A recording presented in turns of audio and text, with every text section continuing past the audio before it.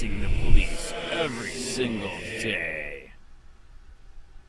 Well, we did it. YouTube did it as well. We took down a judge who was violating the Constitution. On March 4th, 2020, Family Court Judge Louise Goldston was filmed by my client, Matt Gibson, arriving on his property, searching his house as part of a divorce proceeding. Step off the property. Step off the property.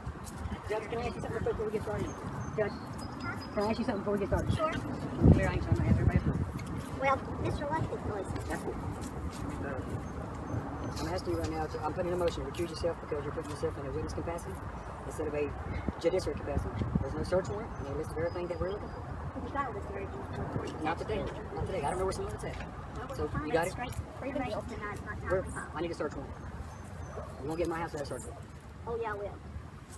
A few days later, we uploaded the footage to YouTube. Outrage ensued by the public. Disciplinary charges then ensued. A federal civil rights lawsuit ensued. An impeachment in the state legislature ensued. And now, as of yesterday afternoon, the judge has now resigned, facing this impeachment. This calls for celebration, and you know how we celebrate on the Civil Rights Lawyer channel.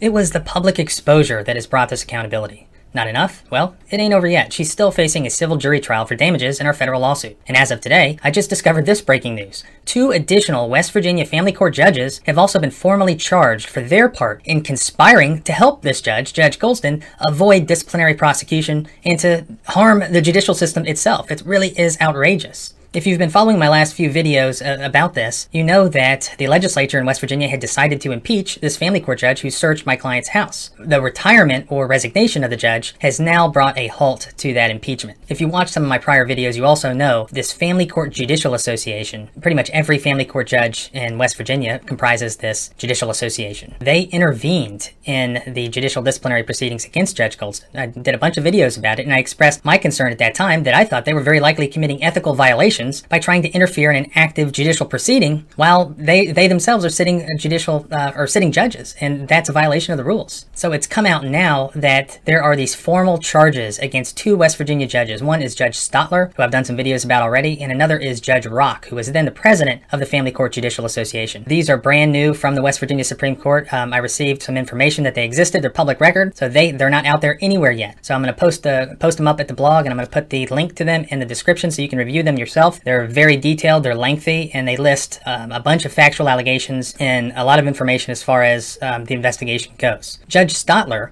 he was actually a member of the Judicial Hearing Board itself that was presiding over the disciplinary proceedings against Judge Goldston, and he was actually the family court representative of this panel of judges that oversees the ethics of other judges. So he was supposed to be presiding over the case in a fair and impartial way. And so this went to hearing to the board of which he was a member on January 15th, 2021. I was present at that, and I spoke on behalf of my client. Unbeknownst to me at the time, this member of the Judicial Hearing Board was not fair and unbiased, okay? Then on March 18th, 2021, Judge Stotler's family court coordinator, basically his secretary as I understand it, J.R. Campbell, typed the first draft of what has been known as the Stotler letter. Now, the Stotler letter is this letter that was sent to the West Virginia Supreme Court and all of the legislative leadership, basically accusing the judicial disciplinary prosecutors of misconduct in the way that they were handling this case. And these allegations were false.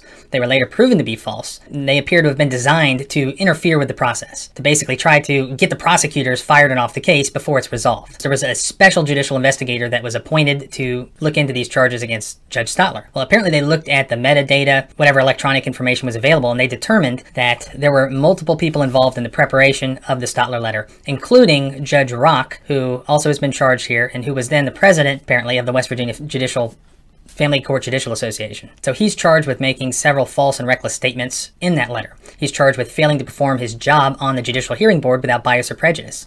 He's charged with engaging in ex parte communications through his Stotler letter, and also lying about whether or not he communicated with other family court judges about it. If you look at the allegations against Judge Rock, you'll see that she communicated with Family Court Judge Stotler about the substance and the edits to the Stotler letter during its preparation. She's charged with engaging in conduct that compromises her integrity and undermines the public's confidence in the the judiciary. Now, the worst of it is she's charged with multiple counts basically of lying. She's charged with lying under oath to investigators about the fact that she participated in the editing and the preparation of the Stotler letter. She's charged with lying under oath to investigators about not having knowledge of the contents of the Stotler letter until after it was disseminated. She's charged with lying under oath to investigators about not discussing the Stotler letter with Judge Stotler. She's charged with lying under oath to investigators about not having communications with other family court judges about the writing of or the sending of the Stotler letter, and apparently she talked to at least 2 of them. She's lied multiple times while placed under oath, and she's still a sitting judge as far as I know. Basically, she's charged with using her office to advance false allegations against judicial disciplinary prosecutors in order to help one of her colleagues. Let's just take a step back. We were successful with getting Judge Goldston impeached or on the brink of impeachment where she had to resign, but now look at this. There's at least 2 other family court judges who were involved in this conspiracy who have now been exposed, and this is breaking news. So the West Virginia legislature is still in session. A conspiracy of family court judges has been exposed. This undermines the integrity of our judiciary as well as our constitutional rights. It seems that the legislature has more work to do and at least 2 more family court judges to impeach. I'll post the link in the description to all of the current members of the West Virginia legislature if you want to voice your concern to them, because it helped when you did it last time with Judge Goldston. It helped overcome the hidden resistance that was going on behind the scenes. So don't stop now. So as always, thanks for watching and thanks for your help. Of course, there's more work to do. Judge Goldston is still on the hook to go in front of a jury for a potential award of money damages against her individually. Again, that case is still at the 4th Circuit, so hopefully that trial will continue. Remember, freedom is scary. Deal with it. I'll see you next time.